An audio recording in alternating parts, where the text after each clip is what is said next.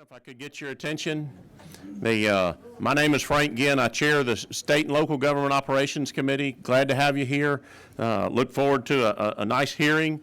I will tell you, because this is our second committee meeting of the day. You'll like that. I did have an outburst in our meeting earlier this morning. I will tell you, that's not appropriate. I will ask you to refrain from any type of outburst. It actually is a crime in the state capitol with a government meeting. So if I need to, we'll get more forceful with that, but hopefully everybody in here will remain calm. Great to have you here. We've got couple bills that we're going to hear from today. The first one I'm going to call on is Senator Randy Robertson, and he's going to talk a little bit about the bill, the legislation. And then we'll have a list of I've got a list of folks that have signed up to speak, and we'll try to move forward with that. So Senator Robertson, if you would, I'll let you take it. So we'll put you on TV, and you'll be pretty up there.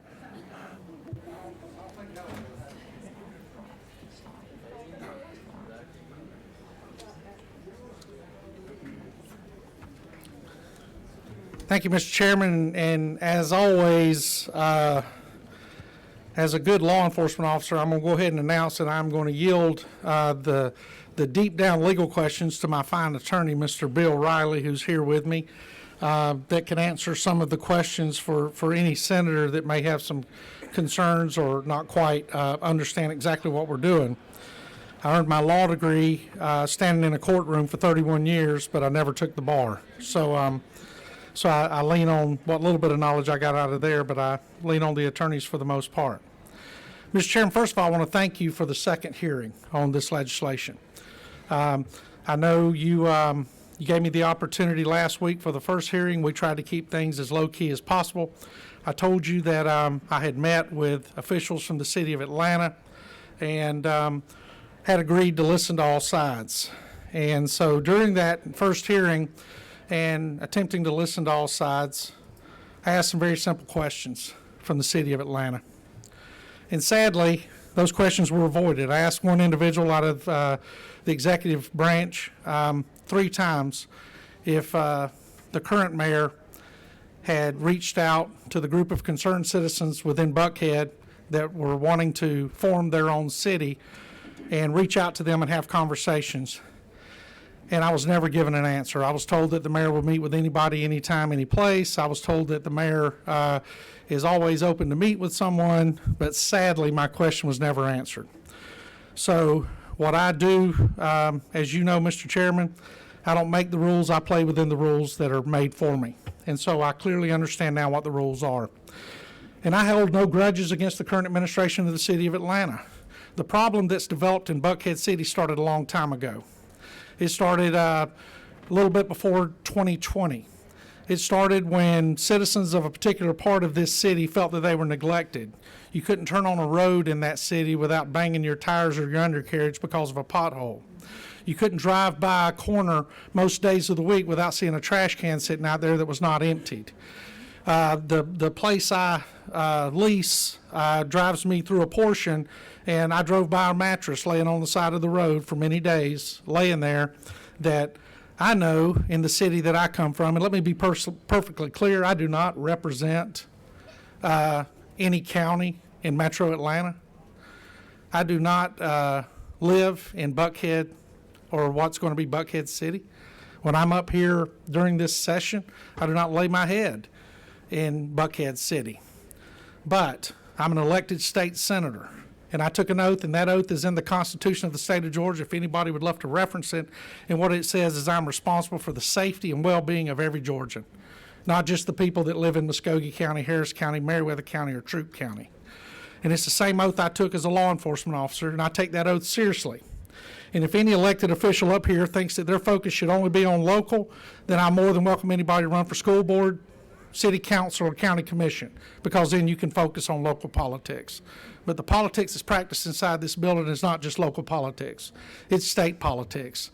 And when I get in my truck every day and drive out of here, the people I see walking up and down the street, the people I see living in tents, the people that approach my truck momentarily until they realize it's a truck and I'm kind of a weird looking dude, so they don't ask me for money. They just walk by and say, Jesus doesn't live in my heart.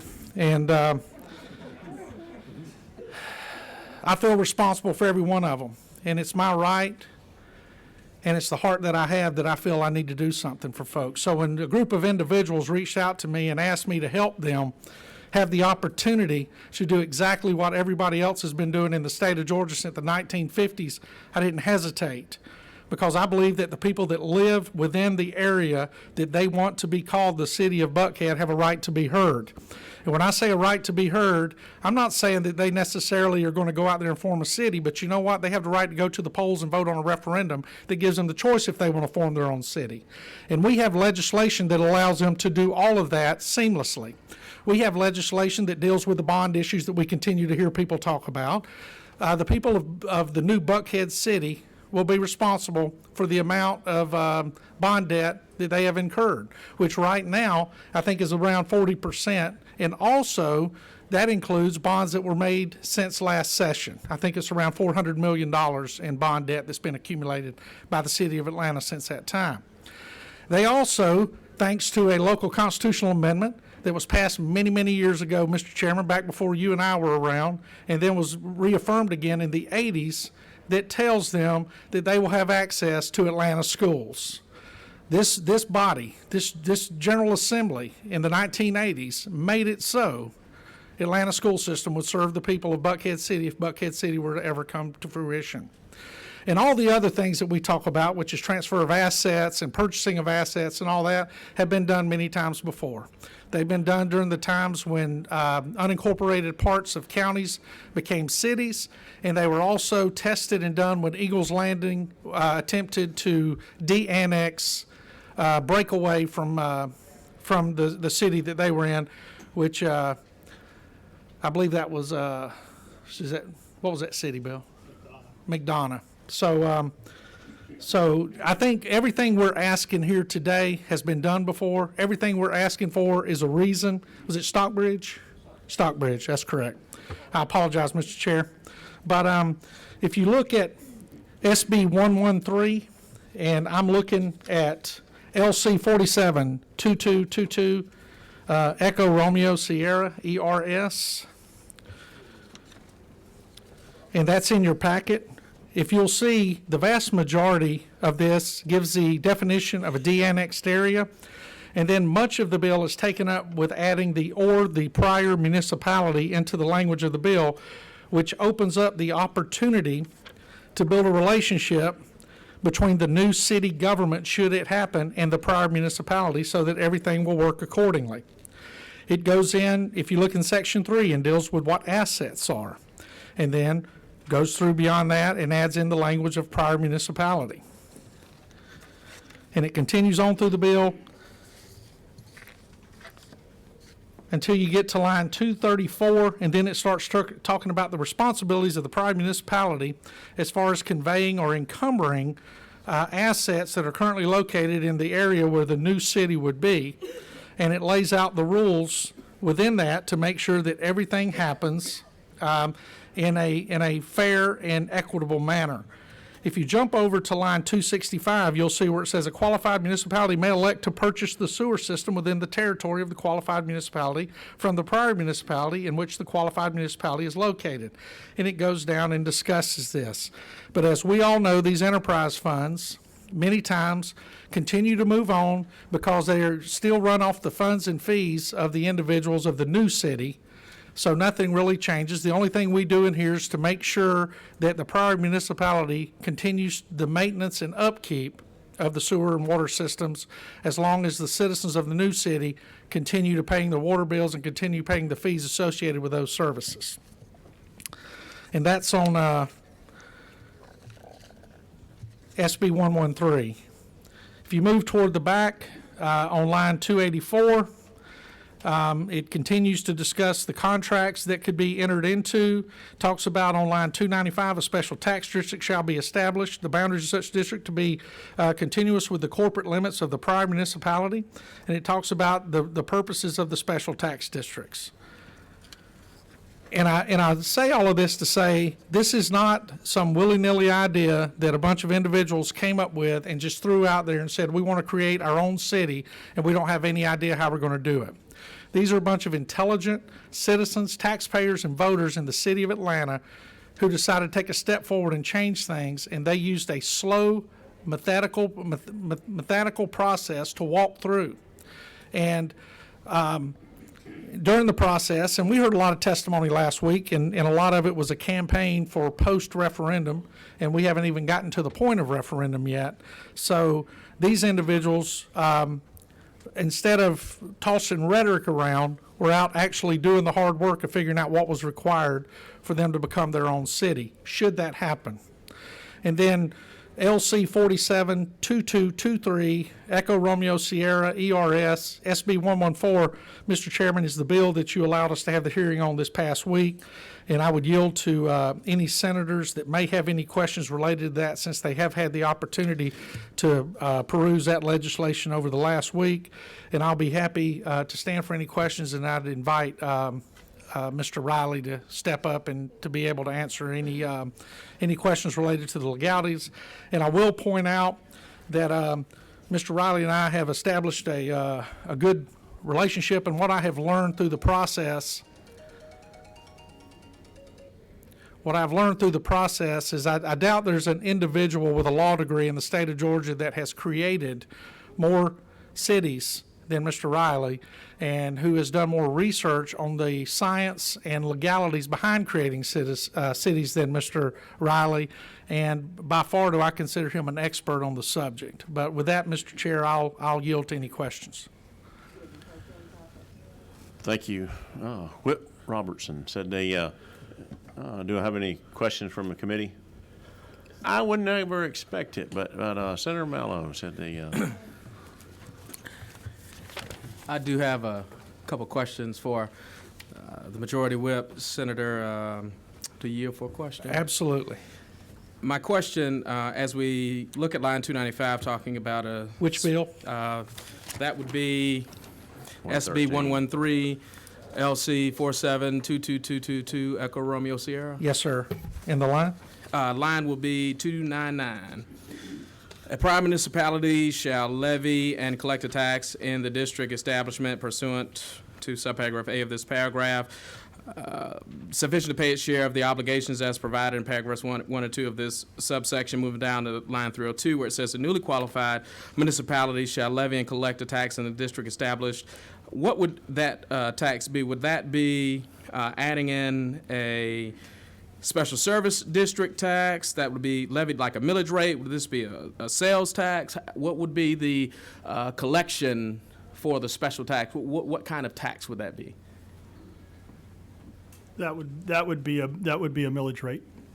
So that would be collecting a mill. Yes, sir. It would be consistent with the millage rate that the city of Atlanta is currently has.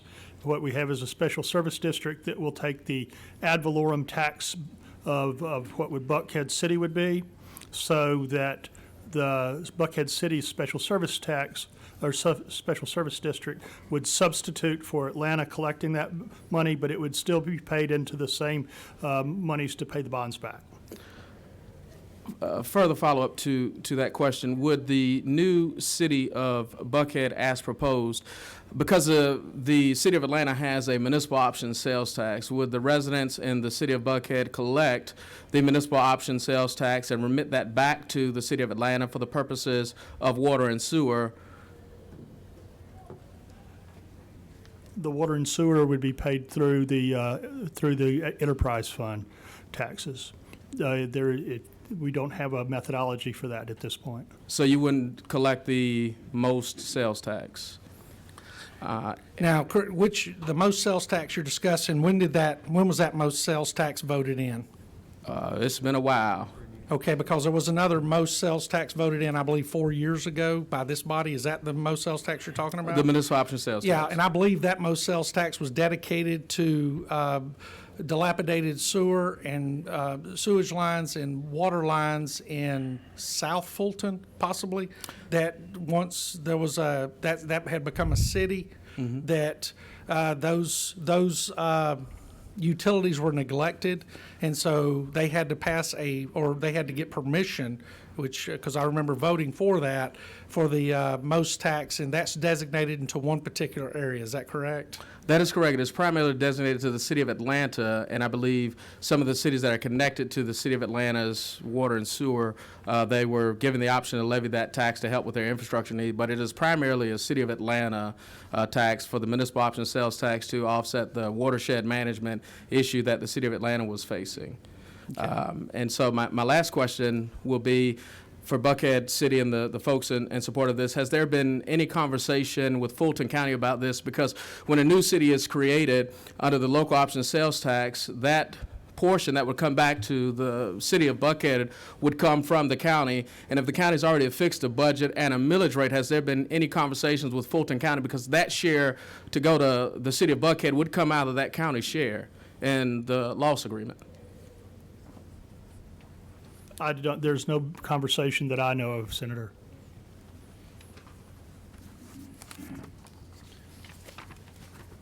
Senator Estevez, you have a question? Yes, thank you, Mr. Chairman. Just a few specific legal questions here. What's the definition for pro rata share? There's two different definitions on pro rata share.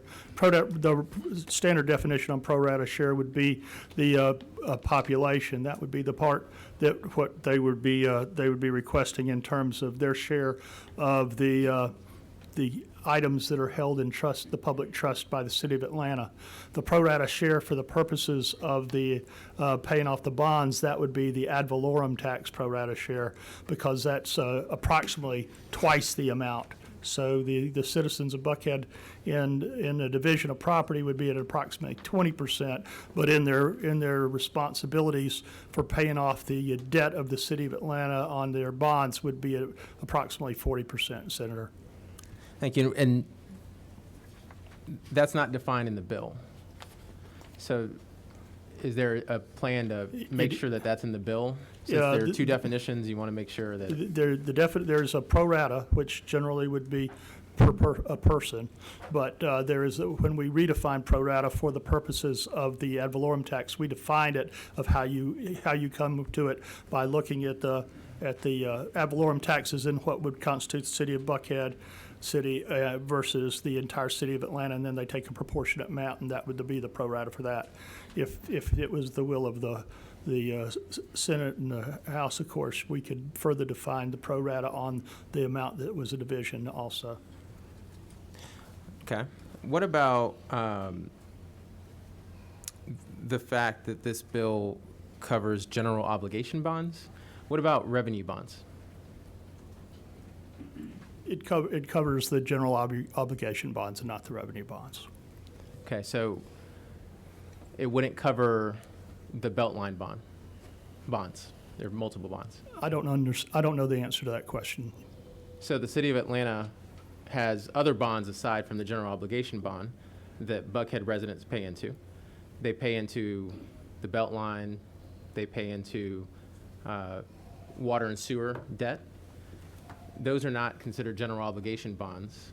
Those are revenue bonds. What about that debt? Would this bill cover that debt? I cannot answer that question. I have a bond lawyer who wrote this part, and that's beyond my knowledge on that one, Senator. Okay. Has there been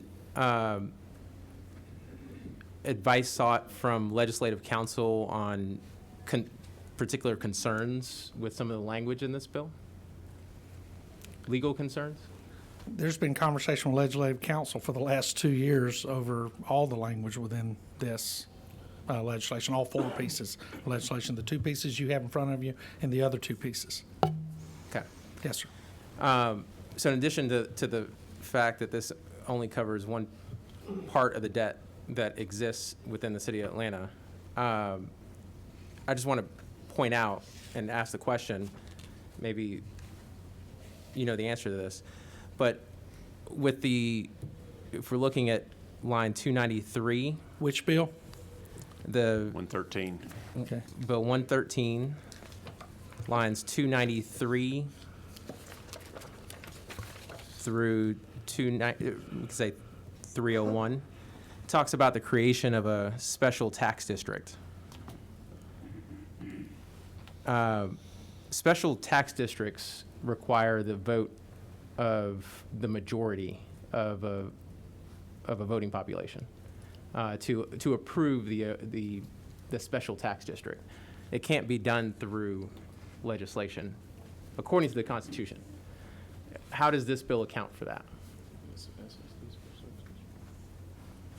I'd have to defer to legislative counsel on that piece.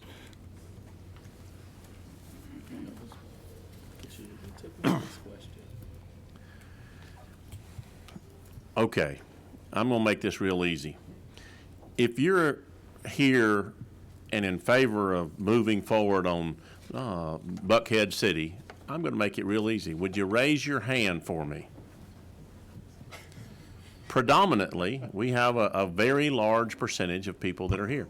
If you're here not in favor, I don't need the signs, but if you're here on the opposition to that, would you raise your hand? Got a few of those.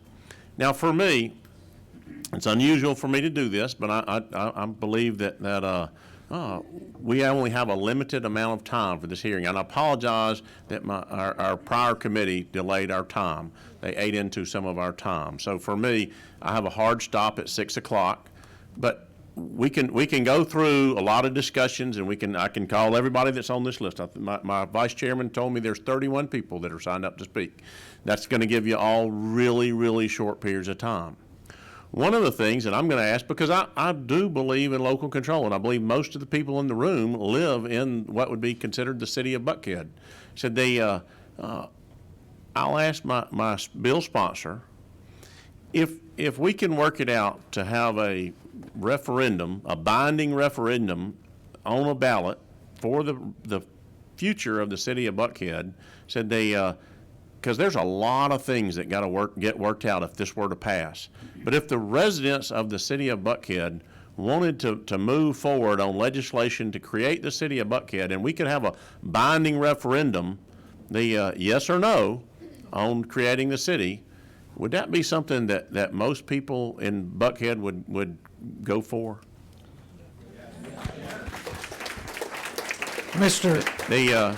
Because for me, this is where, I'm sorry, folks, but I'm handicapped. I'm an engineer. We know how to put nuts and bolts together. Said I have 20 years of experience in local government. I understand how it works. And like my colleagues have already pointed out here, there's a lot of things that haven't been worked out as of yet. Said, so for me, what I'm trying to look at is how do we move this process forward with the folks that are most impacted, and those are the people that would live in the city of Buckhead City, I think is the verbiage that I'm hearing.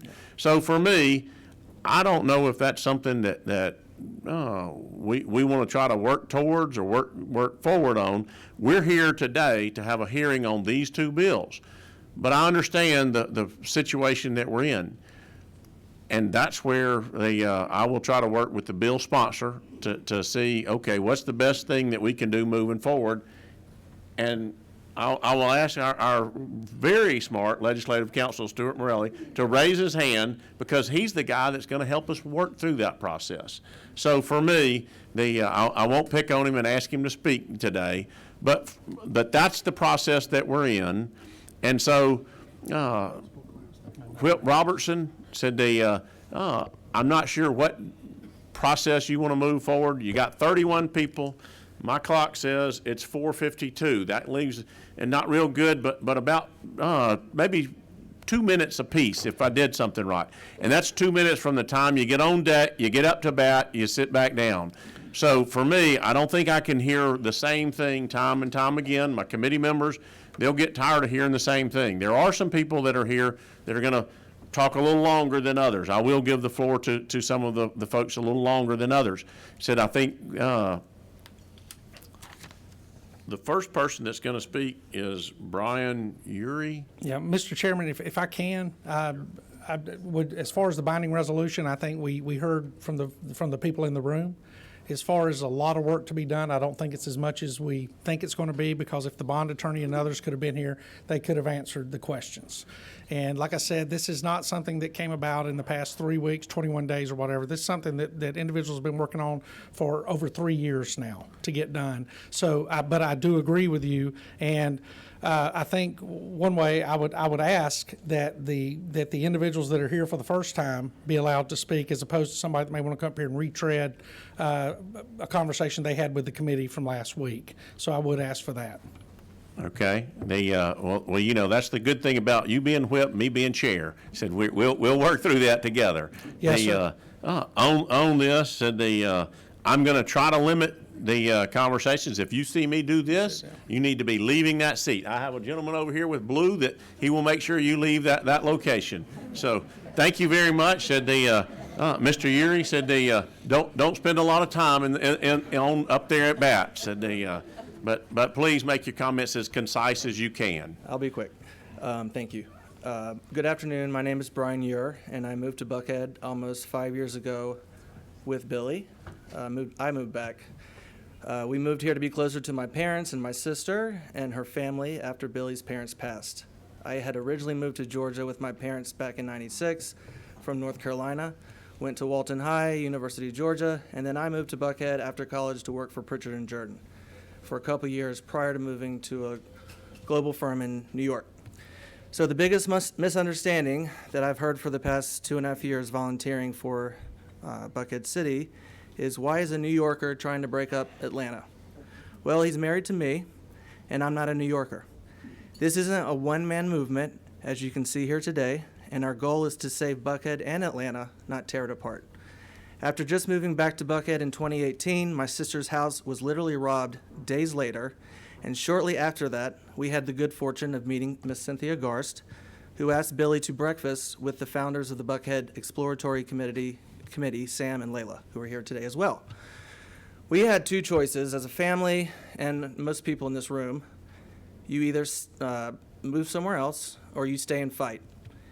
All of your constituents, I've been hearing, why do my constituents care about Buckhead? Everyone in Georgia comes to Buckhead to shop, eat, socialize, go out. And as we proved on the May 24th primary ballot, 80% of the GOP across the state believes in our right to vote.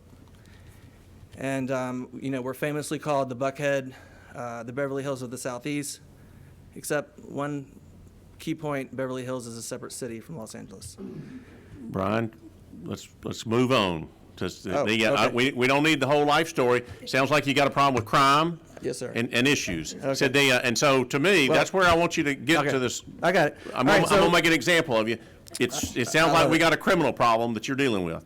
Yes, sir. So I'm going to pass because, everyone who knows me is in the room, and who wants to know me, you can contact me. And I'll be glad to talk with you offline, out of this. I'll try to make myself available. One of the things I do.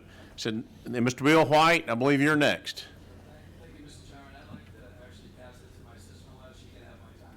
No, I don't want to go. We're not playing on deck and who's next. So somebody's either taking the wheel or I'm moving on. So is that Adrian Hemmingson? And then Kelly Rhodes, you're next. Okay, that's me. Kelly Rhodes, rhymes with boats. Good afternoon, I'm Kelly Rhodes. I've lived in Atlanta since '95. I moved to Buckhead in 2006 when I got married. Suddenly, when I moved onto Peachtree Battle Avenue, I became a part of a crime alert text chain, and for the first time in my life living in Atlanta, I was scared. I figured out real quick that Buckhead was a dangerous place to live. The crime on my street was so rampant and consistent that we had neighborhood meetings with police, we researched street cameras, and discussed hiring private security. We shared our ideas with our other neighbors because they were doing the same thing. Let me be specific about this crime. It's not the headline news, it's not on Atlanta Scoop, Variety. This is the stuff that never makes the news. It's petty theft, like car break-ins, all the time in your driveway. It's repetitive mail theft, which leads to identity theft, 3 times on Peachtree Battle Avenue. It's violent home invasions and people being held up at gunpoint on an afternoon walk near an elementary school, Morris Brandon. It's a middle-aged man being shot twice on a Saturday morning on West Wesley.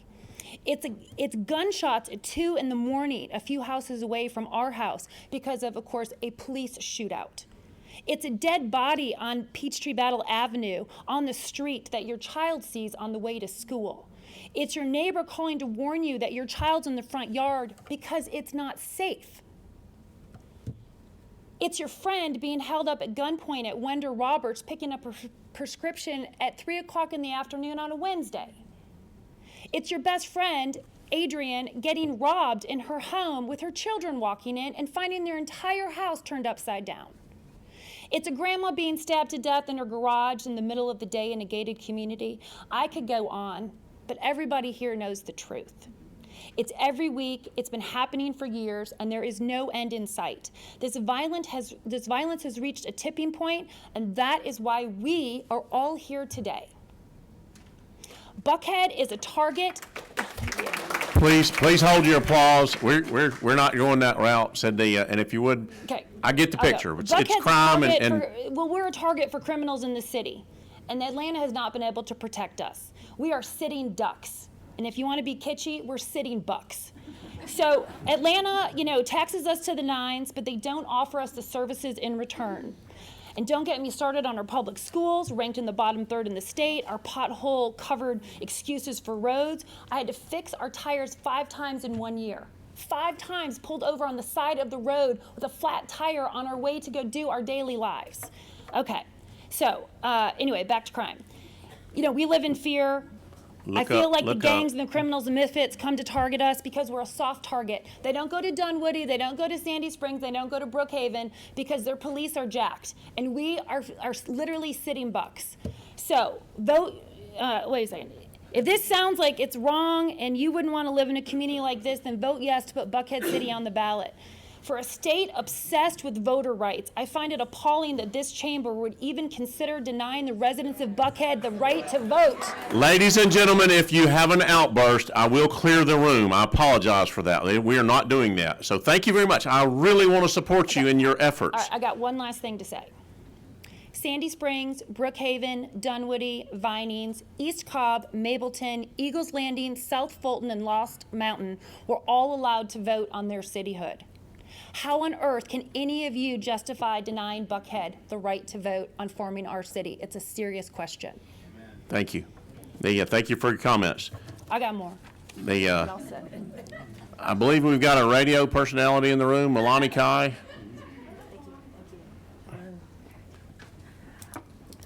Good afternoon. About 15 hours ago, I was in New York helping care for my 75-year-old ill father, and I got news that I had an opportunity to speak to you all. So I jumped on a plane, I got here, and ironically, during Black History Month, when I thought about when my forefathers never had an opportunity in the South to make their voices heard. So I stand before you not as a Democrat, not as a Republican, not as a wealthy Buckhead resident who wants to kick out lower class of people or an expert or cityhood. I stand before you as just a regular, hard-working, small business owning, longtime resident who no longer feels safe as I once did. I helped raise my niece and my nephew, and it's changed a little bit for me. Safety was my #1 issue for living in Buckhead. So as I talk to people in Buckhead, some for Buckhead City, some against Buckhead City, I find one common theme, and that theme is that we have the opportunity to vote. Georgia is arguably one of the best states in America.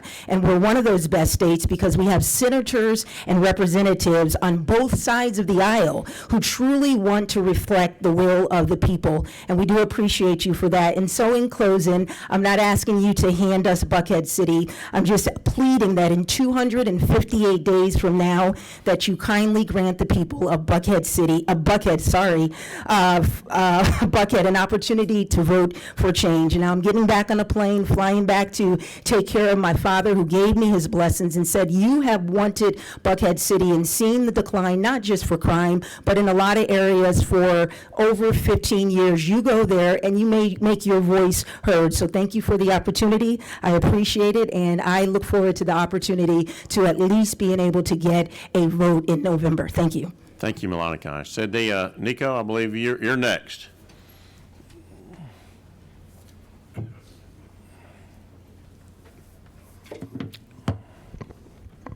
Good evening, my name is Nico Karatasis. I'm here with my brother Pana. We're owners of the Buckhead Life Restaurant Group.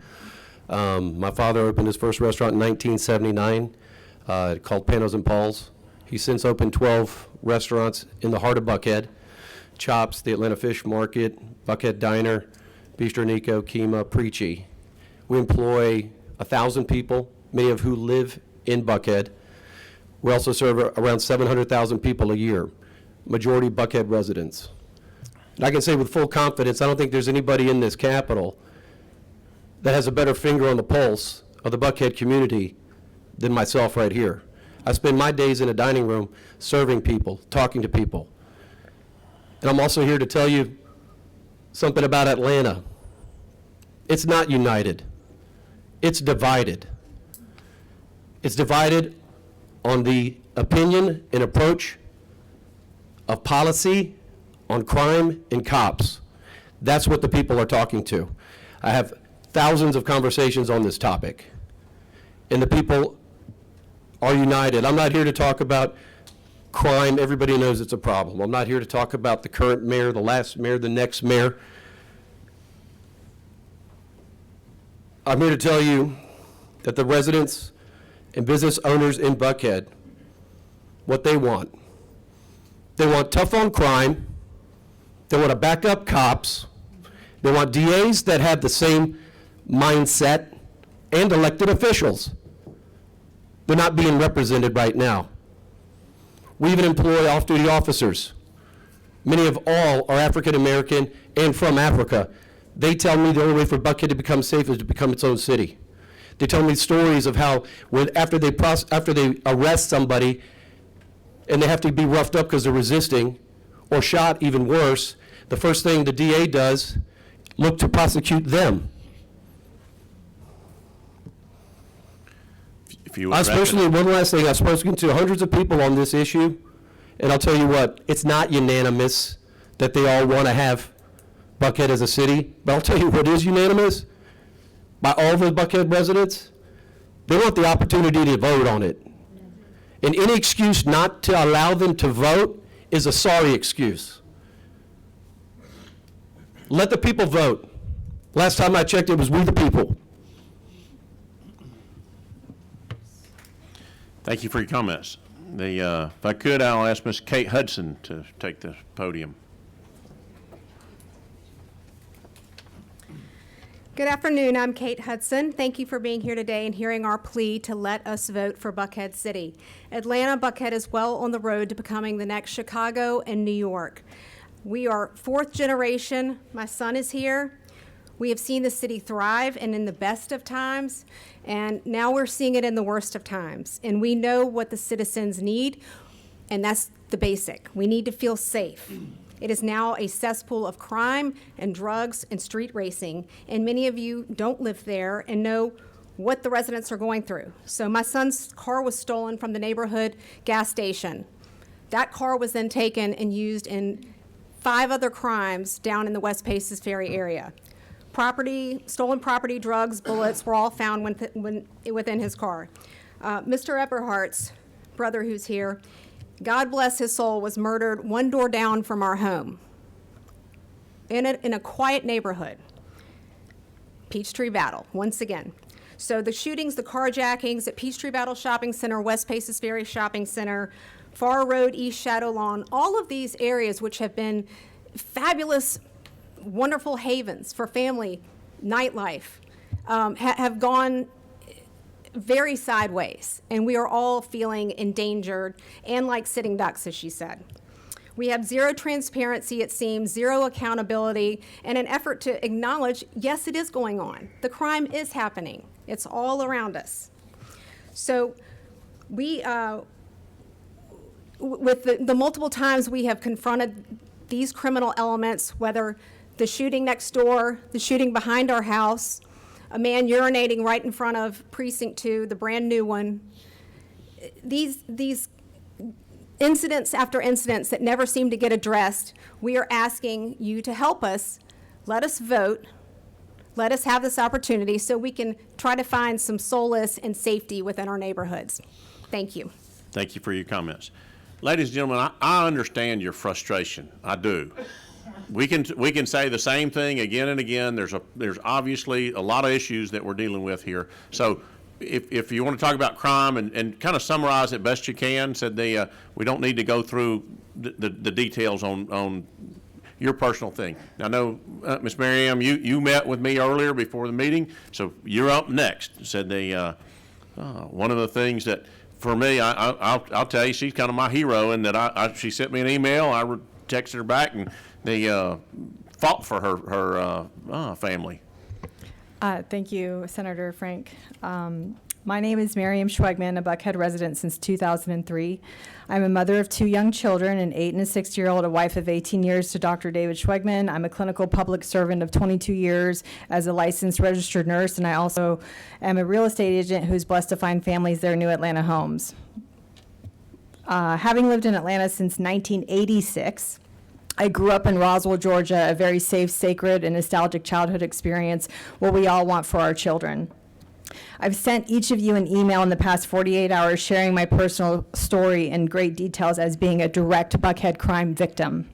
So I'm not going to use this time Thank you.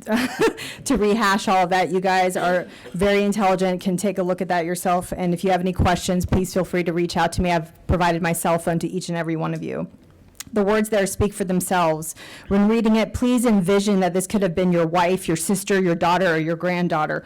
How would you feel about the negligent response times I shared with you regarding our 911 emergency services and the police force while an active intruder is in your home?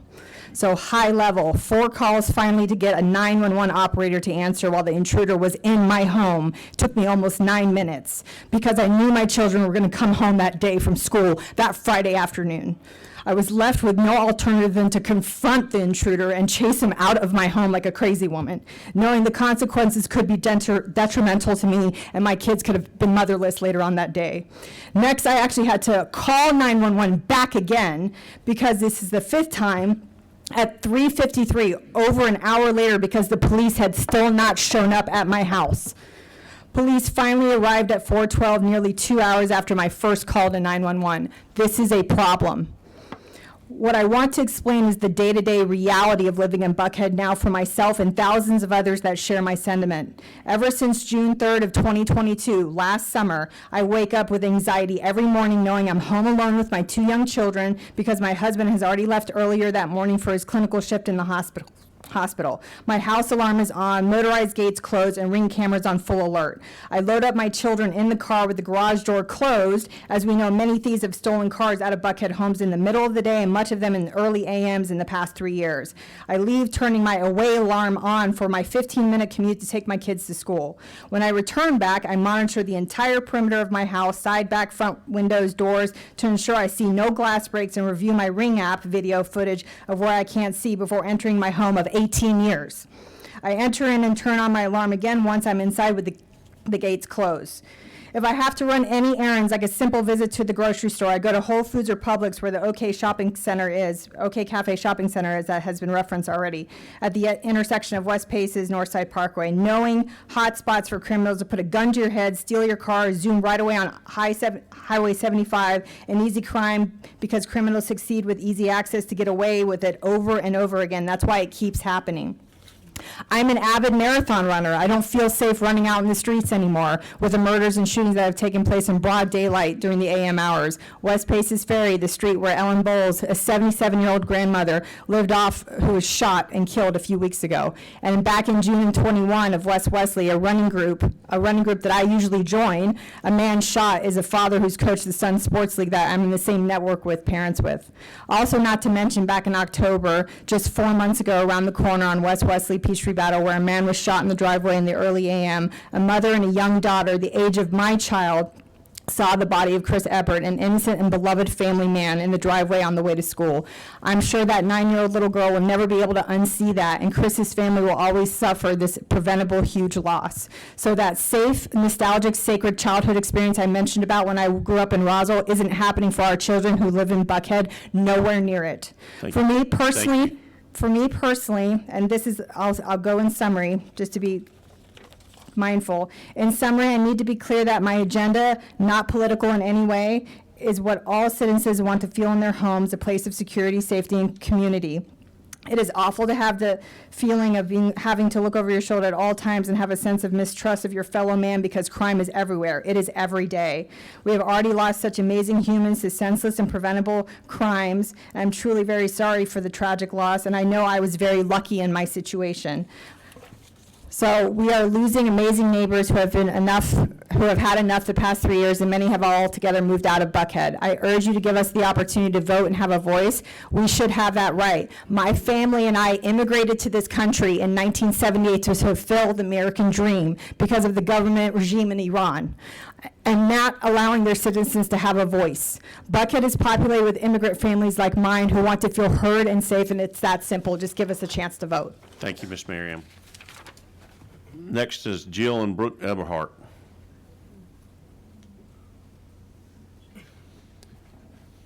And I got it. We know there's a crime problem in Buckhead, so y'all are victims of that, and I apologize that you've gone through that trauma. So not to beat a dead horse here, obviously there is a problem with crime in Buckhead City, but just wanting to say that Chris Eberhardt, he was my world. He was a loving husband and father who enjoyed spending time with his family. He was a hard worker and enjoyed what he did. He did many jobs all over, and I know a lot was in Buckhead. To get a phone call saying that your husband had been shot and killed is not a phone call anyone wants to hear, as that is what happened to my husband and Brooke's dad on Thursday, October 13th, 2022. I'm standing in support of everybody gathered here to help make Buckhead safe and secure and independent so that they can hire 3 times the amount of police enforce the law and make sure that what happened to my husband never happens to any other family ever again in Buckhead.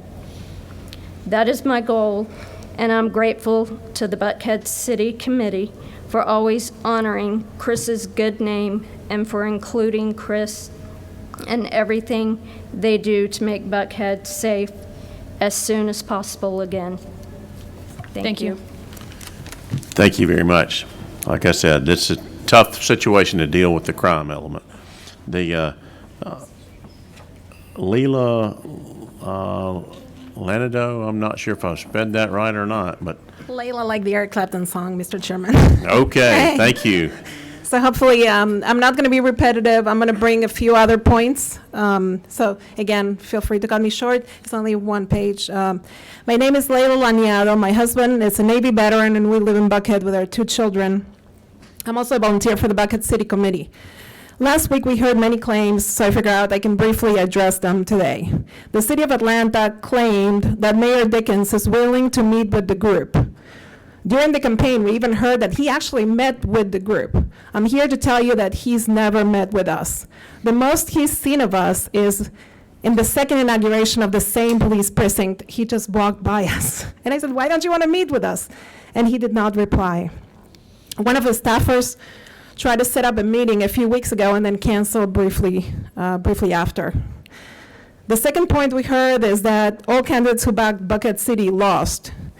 The BECC endorsed the bipartisan slate of Deborah Silcox, Burt Jones, Governor Brian Kemp, and Fulton County Commission Chair Rob Pitts. Further, the anti-Buckhead candidates who won in Buckhead represent other areas. Less than half of Senator Estevez and Senator McClellan's districts are in Buckhead, and half of Representative Holland districts is in Sandy Springs. We talk about the crime being down in Buckhead. When you have a failing 911 system that goes to voicemail, how can anyone on their sound mind claim that crime is down? We personally called 911 twice. It went to voicemail. We got a call back. It was still voicemail. Atlanta changed the reporting conveniently last year, and I'm going to pass this on. This is 2021 versus 2022. You will see that shooting Nobody can hear you unless you're at the mic. You're absolutely correct. Thank you, Chairman. You will see that from 2021 to 2022, the reporting changed. You will see a very pretty one for 2022, but shootings are no longer itemized as before. Lastly, and I'm almost done, we keep hearing that APS children will not be able to attend APS schools. Quite frankly, it is disappointing that APS, being a completely separate entity, keeps using our kids as a threat. They have nothing to win or lose on this. They will still get the same dollars to educate the same kids. They can have completely separate boundaries as the City of Atlanta. They're separate entities. The children of APS are constitutionally required to stay in the Atlanta public school system due to a local constitutional amendment which passed in 1951 and was ratified again in 1983. We even established a funding mechanism by which Buckhead City will continue to send its $330 million in funding to APS. These provisions are on our bill. We want APS to succeed, and we want, quite frankly, APS to focus on the scores that need a lot of improvement. And lastly, last point, this is quite personal, we keep hearing how we will hurt Atlanta.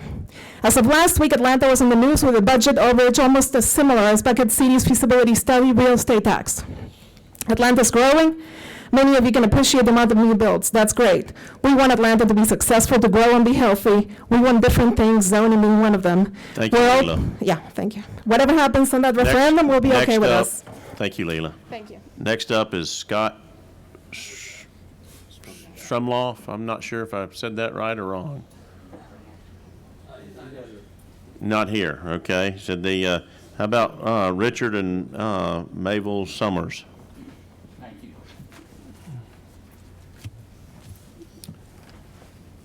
Thank you, Mr. Chairman. I'm Richard Summers. I'm here with my wife, Mavel. I'm a practicing lawyer here in Buckhead. Here in Buckhead. I practiced there for over 40 years. I've also lived in Buckhead. My wife and I live in Buckhead for 22 years. I will not repeat the instances and good examples of criminal activity, except to say this, having worked in Buckhead, in the heart of Buckhead, 2 minutes walk from Lenox Square, I won't even go to Lenox Square anymore. I won't permit my wife to shop at Lenox Square. That's not good. We live 5 minutes by car from Lenox to our home. There's not a day that goes by that I don't fear that something's going to happen to her. Me, I can handle. But my wife, as she'll tell you briefly, we've started 2 new businesses, restaurants that are wide open. So I fear not just the personal, but I fear the employees that we have, hundreds of employees who are in fear of their lives. What if somebody comes in and attacks us? So I will just emphasize that it's the business and it's the personal. The tragic destruction and decay of the quality of life in Buckhead is mind-boggling. When I grew up basically in Buckhead many years ago, it was a joyful, happy, productive place that everybody wanted to be in. It's no longer that way. It's embarrassing. I see people, we travel around the world, that have heard how Buckhead is a place you don't want to be. Buckhead has a reputation now worldwide for being a hotbed of criminal activity. Not good. I'll end by saying all we are asking as citizens, we're just normal people, is the right to vote on this, and I appreciate your perspective on that and laying the groundwork for that. If it's, we have the vote. We believe we have the votes. But if we don't, we'll find out. But we, as citizens of this country and this city, we expect that we should have the right to vote, and we expect you and your colleagues to honor the fact that we can vote our own destiny. Thank you, Mr. Summers. Thank you, sir. So next up is Marcella Eustace. She's going to speak for 1 minute. No, I'll give you 30 seconds, but make it quick. He ate up your time. That's what husbands usually do. All right. I am Mabel Summers. I was born in Central America, country of Honduras. For me, it's a special privilege to speak to you of this issue as a naturalized U.S. citizen. When I left Honduras in 2001 to come to Atlanta, I was very excited to live in a safe and beautiful place like Buckhead. Over the past 22 years, I have had the opportunity to start my own business and truly live the American dream. Through my business, I have created hundreds of jobs, mostly for Hispanic who only want the opportunity to work hard and raise their family. It is very sad that the safety and security I felt before has disappeared. In fact, in some way, it is almost the same atmosphere and violence and fear that I experienced sometimes in my own country. When someone has fear to go to the mall or a grocery store, something is not right. I hope and pray that you will consider this bill to permit us to vote to become a citizen of Buckhead, so we can again enjoy the freedom, peace, and safety that is so precious in the USA. Ms. Summers, you're the American dream, said they, but I'll ask you to release the mic. Said they, thank you very much. People need to understand we live in a great country and a great state, and hopefully we'll have a great city. Got Eustace. Marcela. Dear members of Congress, my name is Marcela Gomez, and I'm come here today in support of an opportunity to vote for what we could become Buckhead City. My husband and I moved to Atlanta in 2006 from Mexico. We immigrated given growing concerns of what has proven to be a terrible crime situation that has decimated that country. Today, 2/3 of Mexico as a country are governed by crime cartels. Let that sink in. I didn't say they were taking over. I say that 2/3 of the states in Mexico are governed by the cartels. And if anything, this proves that if crime is allowed to grow, it will eventually substitute the governing bodies that should have dealt with it to begin with. Now, what do New York City, Chicago, Philadelphia, Los Angeles, San Francisco, Seattle, Austin, and Atlanta have in common? They are some of the United States' largest cities, and they are all suffering from an enormous crime wave as well as a declining public services. This only proves that large cities are just too difficult to administer and therefore invalidate the entire concept of local government.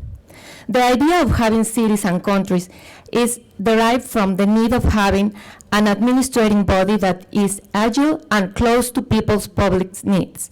If anything, all this proves that smaller local governments are better. I, as probably most of you, have met people that are for or against the idea of an independent Buckhead City. The United States of America has always been a place where the disagreement is welcome. And given our incredible democratic system, we have always resolved our differences by voting. I ask you, why should this be any different? I come here with no political interest or ambitions. My only concern is what we prove my family and my neighbors with the best solutions to all public services as possible. Thank you. Without compromising my neighbor or another. In conclusion, the formation of a Buckhead City is an historic opportunity to create a more responsive, effective, and accountable government for our community.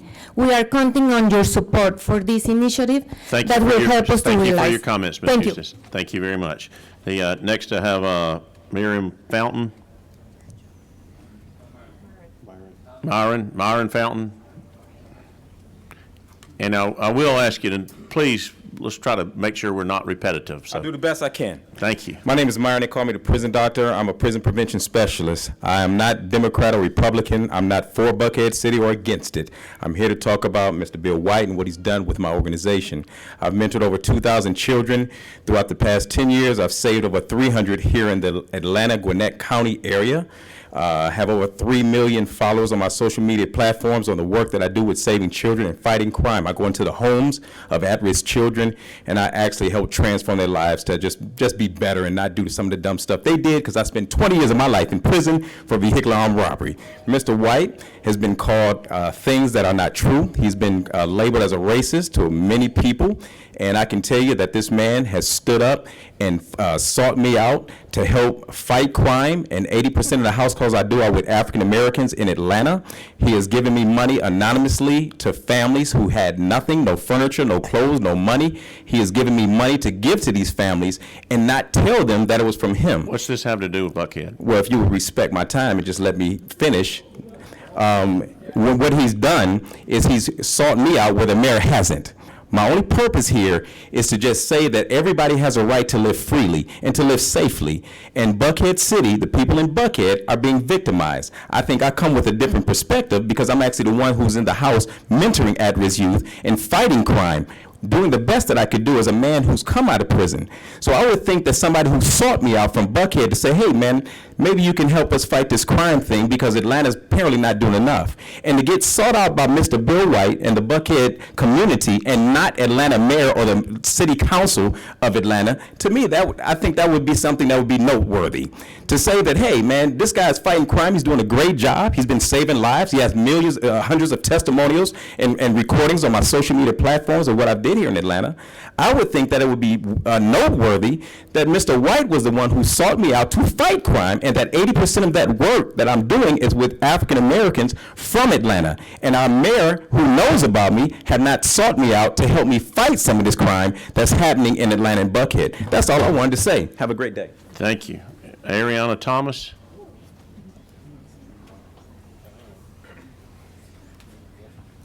Hello. Got you on the elevator. Fourth floor. Fourth floor. Had it written all over you. My name is Ariana Thomas. I've lived in Buckhead for about 6 years. I run a very high-end jewelry company called Extraordinary Gems.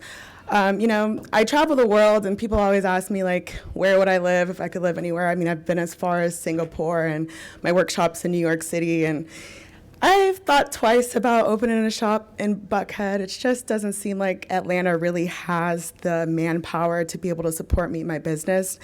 And not only that, the cost that it would cost me to have to protect myself, protect my business. I have friends that are in the jewelry industry as well, and I've been outside their businesses, and I've seen big cops with big guns, and I don't think I want to really pay for that. So if that's what it takes to have a shop that people can walk into, and I have clients all over the country. I would love for people to come to Buckhead and want to come and shop the things that that we make. And as far as having my lifestyle here, I've been able to live a really great life. And moving anywhere else, I mean, the way that I live right next to the St. Regis Hotel, and I mean, it's a beautiful experience. If I moved anywhere else, I'd probably be living in a box compared to the pricing. And so Atlanta is my home, and I want Buckhead to continue to be my home, and I want to share that with my friends and my family. And yeah, I just couldn't see it any other way. So for this to happen, this is not just about me and us today, but this is about the generations to come and what we can create here. So me asking you guys to please just allow us to vote, that's all that we want to do. Thank you very much Thank for your you. comments. Terry Mullen?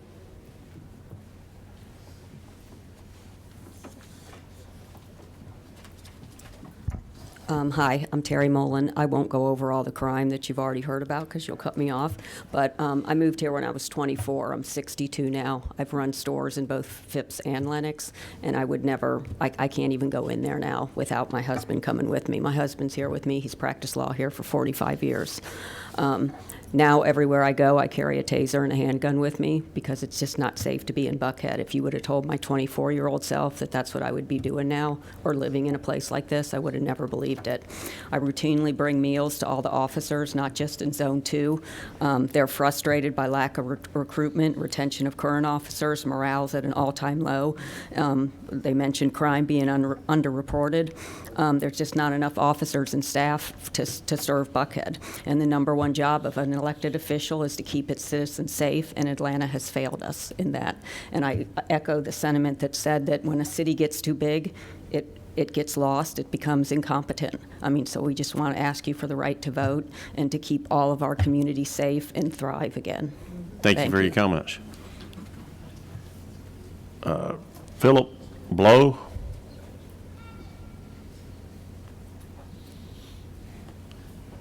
And since we're moving across the room, Harold Hudson, Meredith Bateman are the next two up. So try to be close as you can to the podium. Good evening. My name is Philip Blow. Thank you guys for hearing us today. I'm a father, business owner. We have our headquarters in Buckhead. I'm a resident of Buckhead as well. I believe here all of us agree that we want the state of Georgia to be a safe place for everybody to live, whether it's Buckhead, Atlanta, or any city. Recently, my family was having lunch at Lennox, and guns were drawn. The mother of my kids was trampled, and my youngest daughter came to me, and she said she didn't want to be here anymore. She didn't want to live in Buckhead anymore. At that point, I realized that there's something that had to be done. No father, mother, or child should feel that they're not safe in their city or district. So I'm here to ask that you hear our voices as citizens of Buckhead in the state of Georgia, and hear our voice. It always makes me emotional telling this story because at 16 years old, I came to Buckhead working for a construction company. We started a construction company. We have our headquarters in Buckhead. I was working on the terminus, and that was a place I wanted my family to be. You know, so for my daughter to say that to me, it hurt my heart, and to see my kids shaking and trembling in fear. As a father, I never want to put my kids or my family in that position. So I ask you to give us the right to vote. Thank you. Thank you, Mr. Blow. Harold Hudson. He's not here. Are you Meredith Bateman? I'm Meredith Bateman. Thank I'm not going to go on the crime thing. I'm just going to do what I was trained to do, and that is give you a brief civics lesson. Government has 3 roles: protect life, liberty, and property. The city of Atlanta is not doing any of those. Our forefathers, one whose birthday is today, fought a war when they ripped up a contract and set the precedent when the contract is not held by one end of the government or the governed can start a new contract, and that's what we're asking. There's nothing more American than what we're asking, and it's pretty sad that it's immigrants that get it more than lawmakers. So thank you for hearing us. And for those of you that run with an American flag, think about how you're portraying yourself. Thank you. Thank you. Amber Connor, and then Sam Lenasis. I'm not sure if I said that right. Amber Connor here. Moving on, Sam Lenasis. Is that Linnaeus? Thank you. Said the Jamie Inslee.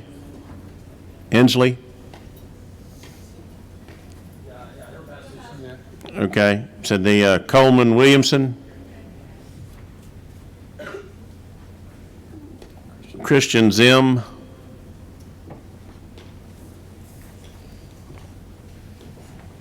Hello, Senators. Good afternoon. My name is Christian Zim, volunteer with the Buckhead City Committee. I just want to talk to you about some of the polls and the surveys that are going on right now by the opposition. It's very important, very clear that the only poll that matters is on Election Day. That's it. We all know how inaccurate polls and surveys are. And I just want to highlight this latest so-called survey that the opposition, the Buckhead Coalition, just released. Every 2 years, they release a survey through their alter ego organization called Livable Buckhead. And in this survey, they just released the results. They asked questions. Do you want the opportunity to vote on Buckhead City? Would you vote yes or no as of today on Buckhead City? And you know what the results of those survey were? Well, guess what? We're never going to know, because they did not release the questions, the survey results to those answers. So what are they hiding? And you look at every single survey and poll that they have conducted. They do this every single time, where they have anybody who has the link can go ahead and fill out the survey. There's no protections at all to figure out if this is an actual Buckhead resident. They're leading questions. At the end of the day, the only poll and survey that matters is on Election Day. Thank you. Thank you very much. The Tony Mosseri, Am I saying that right? Okay. The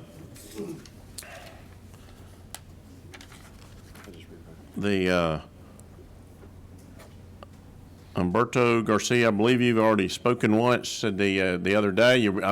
I'll give you a brief moment here, said but you know, I will let you. At a minute if I'm still talking.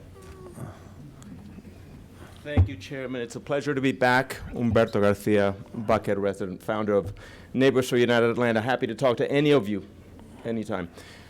Share a lot of your concerns. I just have a fundamental belief that the way we address them is different. This is not a direct democracy. It's a representative democracy. We voted. Representative Holland, Senator Stivis won by a majority in the Buckhead districts. You need to be looking at the senators in the room. I'm sorry. I was trying to be respectful because I share their concerns. I understand. I believe. Let's get to the point. I believe that we need to continue to operate the way we have, which is that you all, those who have been elected to represent the citizens of Buckhead, and frankly, and that we work with City Hall, and that we work with the mayor's office, and with the city council, and with our district, with Thank you, Mr. Mary Garcia. Norwood. Thank you. The Tony Masiri. Okay. The Robert Ash.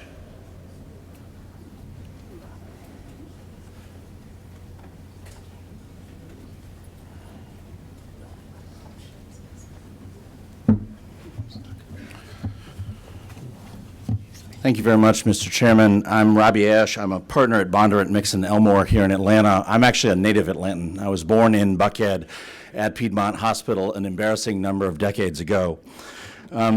My practice focuses on local government and constitutional issues. I've probably argued more of those to the Georgia Supreme Court than anyone else over the last decade. And there are a number of places where this legislation poses serious constitutional problems that will result in more employment for me should it become law. Most of those issues, like bonded debt, school boundaries, and extra-jurisdictional taxation, were resolved historically by the local constitutional amendments you've heard referenced. But the 1983 Constitution prohibits the enactment of any new such amendments, which means those problems cannot be addressed by the way they were addressed in 1950. The first issue I'd like to talk about is the Atlanta Beltline. It extends into the succession area. But taking that property and breaking it into pieces to be sold for $100 an acre does two undesirable things. First, it prevents it from ever being completed. Second, there is significant amount of bonded debt in the tax allocation district that is overlaid on the Beltline. We heard today that Senate Bill 113 would not make provision for that debt to be continued. Those funds have already been spent. There would be no way to repay it. The second regional infrastructure issue is the City of Atlanta's water and sewer system. The city's system serves as the cornerstone of the regional system for decades. The city provides water and sewer service to 1.2 million people on a daily basis. It's not just the City of Atlanta itself. It is the core of the regional system to protect the quality of water going down the Chattahoochee to the rest of the state of Georgia. Unlike a park or a fire station, water and sewer systems follow geographic boundaries, not political boundaries. There is no separate Buckhead system that could be taken out and left alone without an impact on the rest of the regional system. The best example of that is the R.M. Clayton Water Treatment Plant. It was constructed in 1935 and is the largest of the city's 4 water treatment plants. It's located in northwest Atlanta in the proposed succession area, and it provides 120 million gallons a day of wastewater treatment. To take that plant out of the hands of the entity that has operated it successfully for decades, and to give it to an entity that has no experience, is to risk significant environmental issues downstream. But in addition to the physical consequences of chopping up the system, there are also financial consequences. There are, because of a federal consent order, billions of dollars in debt linked to Atlanta's water and sewer system. Mayor Franklin was the person who first took that work seriously and started the process of cleaning up the Chattahoochee. the upgrades to RM Clayton and to the water and sewer plant were part of that work. That multi-billion dollars of work involved billions of dollars of debt, none of which Buckhead apparently wishes to assume, and would be thrown into jeopardy if you removed the system, the revenues of which are used to pay for it. Also, that work and the rates themselves are funded through a 1-cent sales tax, the municipal option sales tax that was referenced, that is only authorized to be levied within the City of Atlanta's own boundaries. The second City of Atlanta only tax that would create infrastructure problems is the More MARTA money, the one this legislature passed in 2016. If you take 30 to 40% of the revenue out of the More MARTA money that is City of Atlanta only, you will never do transit on the Beltline. You will never do the Clifton Corridor line, because both of those would be broken into pieces and we wouldn't have the revenue to do them. The third issue I'd like to talk about is the effects of kids in schools, because it's been represented that there's a local constitutional amendment that would mean these kids stay in APS schools. With all due respect, I'm probably the only person in the room who's actually litigated a local constitutional amendment and what they actually mean.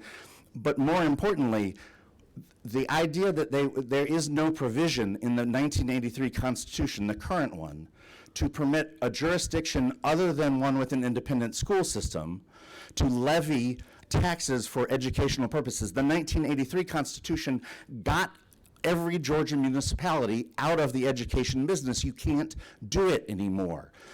The notion that we would take this experiment with our children and who would provide them service, the truth is these kids would go to Fulton County schools. They would be out of Atlanta, they would be in Fulton County schools, and then the allocation of the tax dollars would be done by Fulton County schools. Buckhead City cannot constitutionally levy school taxes. No city can. Sandy Springs doesn't do it, Roswell doesn't do it. Also, the East Lost, all of that revenue would be jeopardized. So even if we ignore the constitutional problems, all of those, and just pretend... Ladies and gentlemen, I'll be the one that calls Tom. I said, I appreciate your efforts, but I'll run the meeting here. If you don't want to be in the room, I can have you escorted to leave. But one of the things that I will respect Mr. Ash's opinion, he's different from the rest of the speakers for the most part that we've had here. I like to, and our committee members need to know both sides of the issue. So thank you. Please refrain from outburst. I appreciate it, Mr. Chairman. You do need to wrap it up. I will. The point is that even if we ignore all the constitutional problems about sending kids into a school district whose boundaries are different than the one they're in, what would a school parent want? They'd want to be able to elect the school board members who actually govern their kids, who decide issues of funding and staffing. Assume that Buckhead City happens, they're no longer in APS, they don't get to vote for the school board members who would be making those decisions. Mr. Ash, I'm going to interrupt. Yeah. These people want to be able to vote. I get that. For me, one of the things, if I go back to my original concept of saying, hey, if we could have a referendum for the people that would be in the perceived city of Buckhead City, you work through the logistics of it. Do you think that can be done? Yes or no? My problem with it is there are constitutional barriers to the yes that have not been addressed. Following the state constitution, because it's not a referendum question. This is what we can do in state law. Is there a way to work through those issues? I do not post-1983 Constitution, because we know this.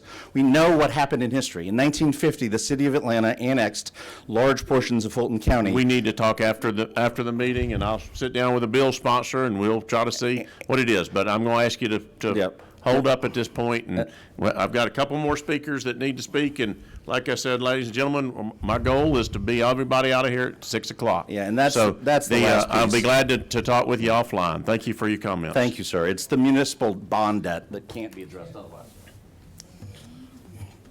Thank you to the committee. Doug Shipman, you spoke at our last meeting. I'll give you a very brief time if you're gutsy enough to take it.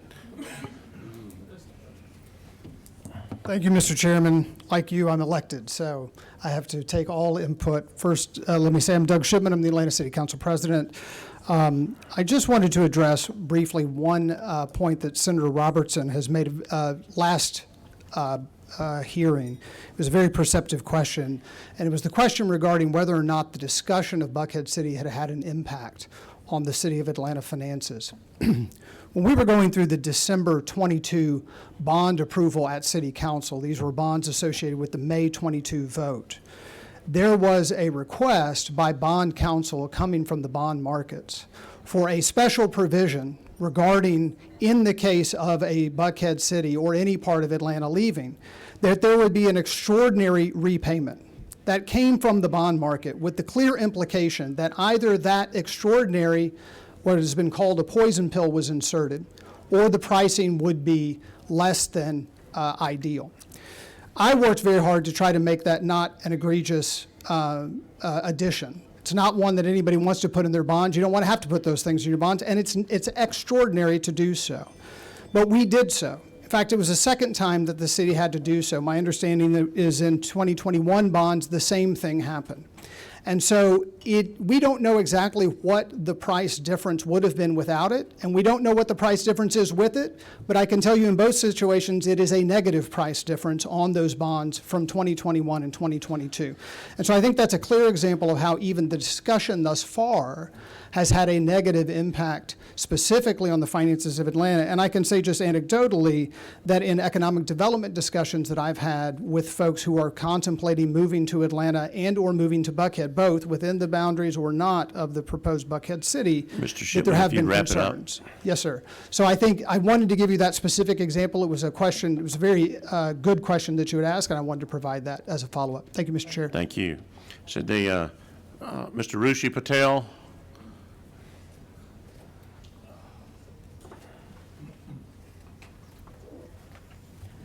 Thank you, Mr. Chairman, members of the committee. Rushi Patel with the Georgia Municipal Association. I understand time is short. As Mr. Ash noted, there are a lot of legal issues, and they're significant and they are important. But I'm not going to go into those today because I think that's something that we can have at a discussion at an off time. I want to give a specific example of some of the intended or maybe unintended consequences of this legislation. And I'm going to start with the South River Forest. And that may sound foreign to some of you, but that is where the City of Atlanta and the Atlanta Police Foundation is proposing to build the Atlanta Public Safety Training Center. It is not in the City of Atlanta. It is outside of the City of Atlanta in an unincorporated area of DeKalb County. This legislation would, if this bill were to move forward, this legislation would tell the City of Atlanta and the Atlanta Police Foundation and Atlanta firefighters that the city should not proceed on building that public safety training center. And the reason for that is this legislation talks about splitting things on pro rata bases. And so it talks about splitting things outside of the city limits on a pro rata basis. So the City of Atlanta would be told, do not proceed on this, because if you do and you build buildings, we could cut that in half and make you sell it, and you would be wasting money. Other things that this deals with public safety is the legislation talks about this existing city having to sell personal property to the new city, but how would that be established? Police cars, fire cars, those things could have financing obligations, but why would the city keep anything in that area of the new city if they're going to have to sell it to the new city? How do you determine that? And then lastly, I want to talk about one of the last lines of the legislation. Talks about after the bond obligation date, a prior municipality shall not take any other action that would have an adverse effect on the newly qualified municipality. That could be anything. Now, there's been a proposal last year that the Buckhead City folks talk about providing a salary to the police officers of $55,000. It might be higher now. If the City of Atlanta were to try to match that, that would violate that provision. If they tried to even get close to that, that would violate that provision. There are a number of legal, practical, and unintended and intended consequences with this legislation, and we'd be glad to talk about these offline. Thank you, Mr. Chairman. Thank you, Mr. Patel. So Kenyatta Mitchell, I believe you spoke last time, so if we make it quick, then we'll let you have 30 seconds of fame. Then I've got Fred Glass, Gary Brock, and John Bailey that asked to speak. So those are my last three speakers, and I promised that we'd try to shoot for 6, and we're going to make it. Good afternoon, Chairman Ginn, members of the committee. I want to thank you for the opportunity to provide information today for your consideration. Senate Bill 113 treats de-annexation like it's a benign matter. It is not. I want to reintegrate 2 points. The first is births are different than divorces. Sandy Springs, Chattahoochee Hills, Brookhaven were all born of the county. This is a divorce. This is a divorce that was asked for by neither party. This is a divorce requested by a third party. The second, a de-annexation in a major city has never happened in Georgia. De-annexing Buckhead, or any area that houses over 100,000 people, is a premier shopping district and commercial destination, will have a destabilizing effect on the state of Georgia. Today, the victim of the bill is Atlanta. But this is a general de-annexation bill. Who is to say that a different General Assembly cannot come to destabilize your communities? What if the beautiful area around the Riverwalk decided to de-annex, cutting off Columbus from the linear park that spans from the riverfront to the city marina, all the way to the National Infantry Museum? Columbus began there, and under this legislation, they could just pack up and leave. The affluent parts of Northwest Norcross could split from Northeast Norcross. Central Moultrie could split from the western regions. None of us is immune. And this bill and 5 votes could change everything for these communities. And for any of your cities, their future could just sail out of committee. Thank you, Ms. Mitchell. Thank you. Thank you again. Fred Glass. Yeah, I'd like to yield to the next speaker, if that's all right. I appreciate that. Thank you. Gary Brock. Good afternoon, everyone. My name is Gary Brock, and I was born at Emory Hospital.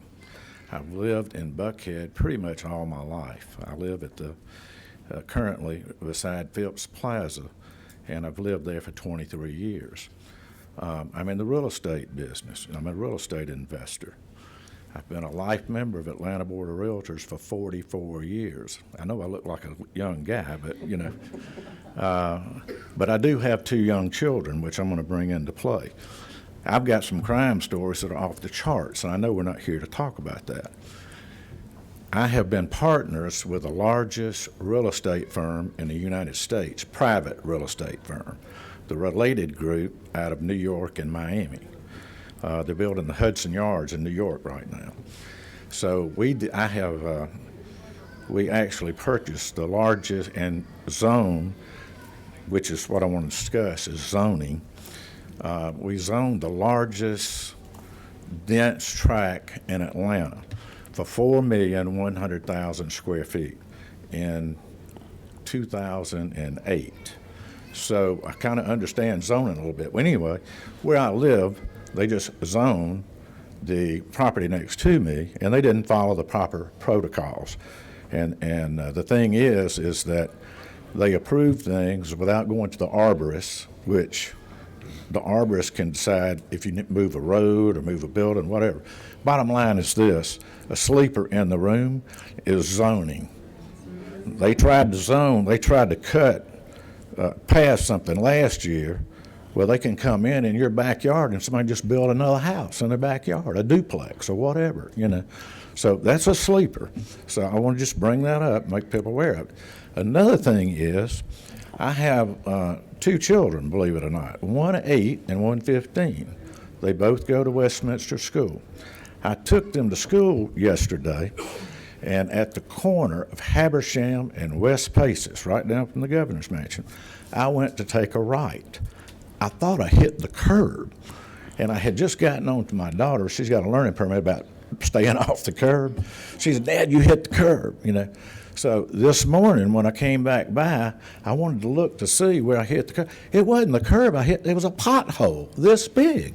I mean, it's ridiculous. So anyway. Thank you, Mr. Brock. Thank you, appreciate it. The John Bailey, here to round us out on public comment.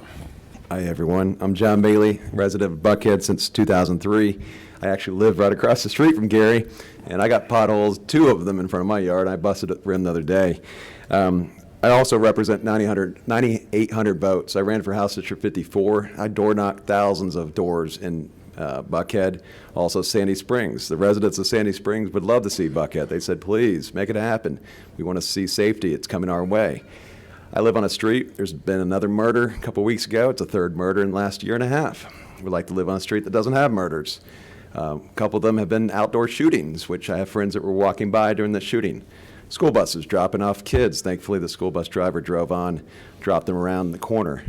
Safety is everything. It's very, very important. And I think that when we were campaigning, what I heard was, give us a chance to vote. The residents of Buckhead want a chance to vote on the issue, and it'll settle the issue for everybody, for or against. As a public service member there, I think I ask that, education's important. Give us a chance to vote on the issue. We can work through the other items. I wouldn't be in this office today, or I guess standing here today with you all, if I hadn't said, hey, you know what, I want to get in the real estate business. People would have said, no, John, you shouldn't do that. You don't have this, you don't have that. But I'm a broker owner of a real estate company. We've been a broker owner since 2003. And I can say this, is that think outside the box. We wouldn't be here as the United States of America. I have friends who immigrate here. I have my nephew, his wife is from Mexico. She's becoming a U.S. citizen, working on her green card. She lives on the block. You know what she said to her husband? Honey, I don't like this place anymore. I don't feel safe. She's from Mexico, okay? So my girlfriend doesn't feel safe. My dad is 89 next door. He's from New York. He's like, John, it's a tough place. So when you're thinking about this, think of it as a statewide issue, because Buckhead should be thought of as a safe place for everyone to come visit, spend money, because it's a huge economic generator. But we need people to run the city in a smaller fashion and govern safety. 30 minutes on hold for 9/11, not a good situation. So please take the politics out of it. Think about the people who are paying the bills, the tax money. Thank you, Mr. Bailey. And I ask the vote to support the right for Buckhead citizens to vote in November. Thank you. Thank you. Ladies and gentlemen, I want to thank everybody in the room for keeping your cool. Said they, not any excessive outbursts, although we had a few. Said they, I want to thank the two gentlemen here in blue that are here to make sure we're in the law and order state of Georgia. For me, this is concluding of our hearing on the bill. We will have a meeting on Monday to have more discussion amongst our members and vote on the bill. Now, I don't know exactly what the posture will be in moving this forward. For me, that's a process. If the bill comes out of committee, the two bills, come out of committee, they'll go to a rules committee. From rules, they'll go to the floor. They'll be voted on by the entire Senate body. If you don't know anything about politics, you got to get to majority. So that in our Senate, we have 56 senators. That means 29 senators have to vote in favor of a bill to get it to pass. What I want you to understand is this is a process. If it goes out of the Senate, it's going to go over to the House. You got to work both sides of the room. This is a ping pong game. It's going to go back and forth. There's going to be a lot of moving parts. Now, for me, I'll be honest with you, I think the better part of where we would go in the future would be, hey, why don't we have a referendum, a binding referendum on creating the city of Buckhead or not? To me, I think that's where we go, but those are not the bills that we have in front of us. So I only get to deal with the bills that are in front of us. For me, I appreciate Senator Robertson for bringing these two pieces of legislation. Said, I appreciate your time and your investment in your community. You know, Senator Estevez said you represent a large portion of Buckhead. I introduced you to one of your residents and one of your constituents here today. It's a process. If you're not involved in your local government, it goes to crap in a handbag. Said and I apologize that you've had to deal with the issues you've had to deal with in Buckhead. So for me, it's been very informative. I appreciate your time, and we stand adjourned. Thank you.